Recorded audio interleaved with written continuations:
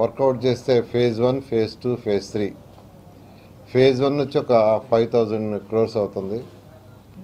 Phase 2 మళ్ళీ 5,000 crores. Phase 3 వచ్చేళ్ళకే 18,000 crores. అంటే రాష్ట్రంలో ఉన్న 123 మున్సిపాలిటీస్లో ఎక్స్టెండెడ్ ఏరియాలతో కూడా కలిసి చేయాలంటే దాదాపు 28,000 కోట్ల రూపాయలు అవుతుంది. అయితే పాపులేషన్ ఎక్కువగా ఉండి, డెన్సిటీ ఎక్కువగా ఉండి, డ్రైన్స్ లేని యొక్క ఏరియాలో దాన్ని ఫేజ్ 1 అన్నాం. ఫస్ట్ అది కంప్లీట్ చేస్తే 95% ఆఫ్ ది హౌసెస్ ఉన్న దగ్గర డ్రైన్స్ వస్తాయి. దానికి ఒక 5,000 కోట్ల రూపాయలు సుమారుగా ఖర్చు అవుతుంది. ఈ 5,000 కోట్లకు సంబంధించి ఒక 4,000 crores యాక్చువల్గా ఒక అర్బన్ ఇన్ఫ్రాస్ట్రక్చర్ డెవలప్మెంట్ ఫండ్ కింద ముఖ్యమంత్రి గారు కేంద్రంతో మాట్లాడి ఏర్పాటు చేశారు.